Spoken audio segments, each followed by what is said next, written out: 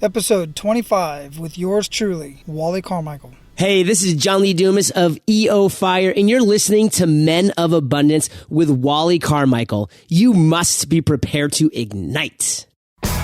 Welcome to Men of Abundance, the podcast for those looking to level up their lives by hanging out with some of the greatest leaders and established professionals in our community, living a life of integrity, honor, and the abundance mentality.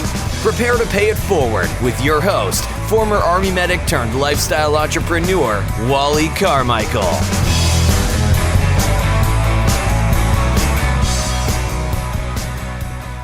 Aloha, Men of Abundance. We do not have a guest today. It's just me.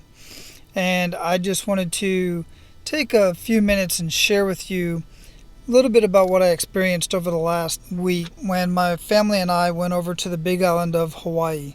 And just so you know, we refer to it as the Big Island, but really it is Hawaii. That island is called Hawaii. I live on the island of Oahu, and I've lived here for a total of 9 years. We had a 3-year break, and we've lived here for the last 6 years straight. My life basically is a vacation. I've designed it that way. I do work during the day, and I have my side hustle going on, but I live on the beach.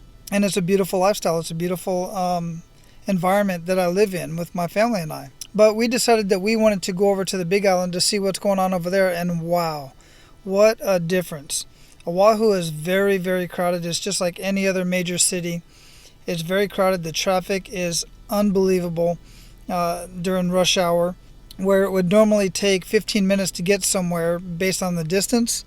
Because of traffic, it would take anywhere from 45 minutes to an hour. But once I get home, I'm in paradise. Anyway, while we were over on the Big Island, we did quite a few tours and events. One of the tours we did was a helicopter tour over the volcano where we got to actually see the lava bubbling in the volcano. That was super cool. My boys just ate that up, and so did my wife. We just loved every minute of it. And we went to the top of Mauna Kea. We went out to the Volcano National Park and a lot of other stuff. And along the way, of course, we were taking a lot of pictures and video, and we were sharing the experience with our social media, with Facebook and Twitter and Instagram. And I shared a Facebook Live video from poolside at the Sheraton Resort, which was absolutely gorgeous as the sun was setting. And I was loving the comments, and everybody was really enjoying the experience along with us. And that's the cool thing about social media. But along with the positive comments, there were people who were posting things like, I'm so jealous, I wished I could be there, I wished I could do something like that, and various things like that. And to that, I basically said what I always say. Put a date to it. Decide that you want to do this. Decide that you want to travel somewhere, or whatever it is that you want to do. Put a date to it. And then people would reply back with, I'm not rich enough, I don't have the money to do that, I don't have the time to do that.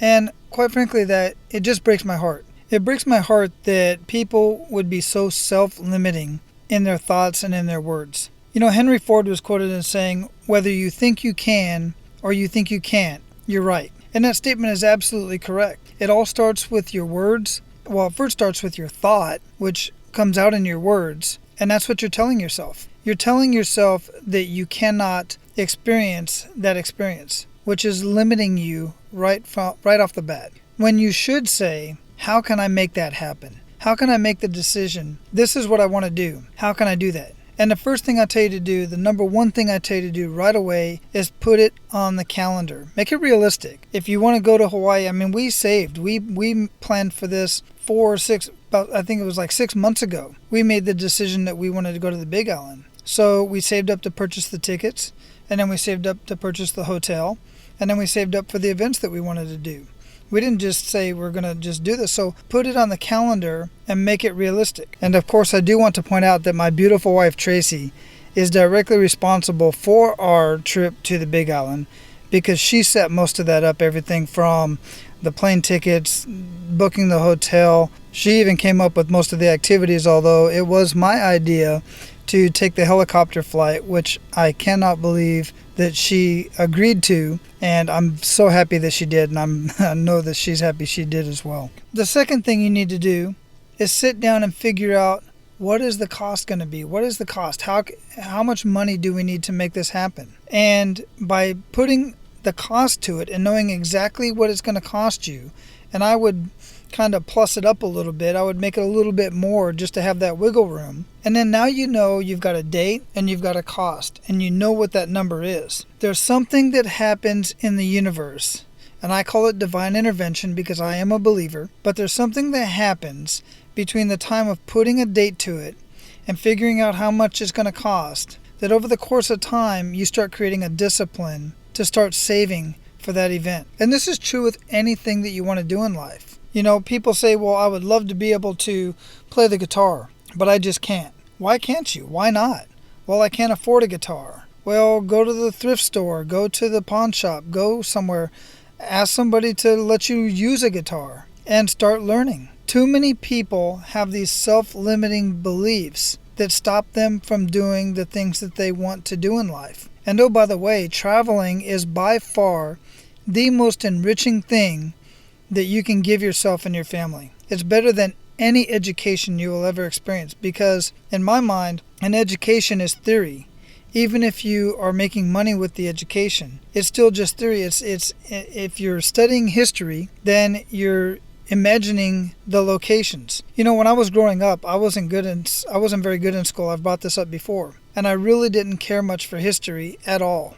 I didn't see a need for it until I started traveling. And when I first got to Panama and I saw the Gatun Lakes, or the Gatun Lake and the locks, the canal system, the Panama Canal, when I saw that, I seem to remember reading about that somewhere in high school. Or somewhere along the way in school, I remember reading about the Panama Canal. And then I started studying the Panama Canal because it intrigued me. Why? Because I was right there living it. When I was in Egypt, in the Sinai, and I went to the Straits of Tiran, same thing. It just intrigued me, the whole history behind it all. When I was traveling through Europe and visiting all the castles and traveling all over South and Central America and Japan and Korea and Uzbekistan and Kyrgyzstan, I always made it a point to go visit key landmarks and talk to the people and learn as much as I could about their history. It's much of what has made me who I am today by traveling and experiencing all of the things that I've experienced and all of the people I've had the pleasure of breaking bread with and talking to. So of course, as usual, I'm starting to babble, but the point that I want to make is stop the limiting beliefs. Stop saying I can't afford that. Stop saying I wished I could. And start saying, how can I make that happen? Make a decision of what you want to do. Make it realistic. Put a date to it. Figure out how much it's going to cost. Then start planning for that to happen, even if it's 6 months, a year, 5 years from now. Life is too short for you to have limiting beliefs and believing that you cannot do the things that you want to do in life. I can go on all day and tell you multiple stories, or you can go back and listen to the past episodes where you will hear conversations with many guests who have overcome limiting beliefs and other factors that would otherwise stop many other men from living a life of abundance and doing the things in life that they want to do. These men are no different than you. The only difference is they stopped the limiting beliefs, they stopped the limiting self-talk, and they started telling themselves that they could do it. And they figured out a way to do it, and they used available resources to get to where they want to be in life and provide the lifestyle for their family. I hope this conversation today has been beneficial to you, and if it has, please be abundant in your life today and pay it forward by sharing this information with others. There are so many people out there who need this type of information, and it really is not that difficult. It's about mindset.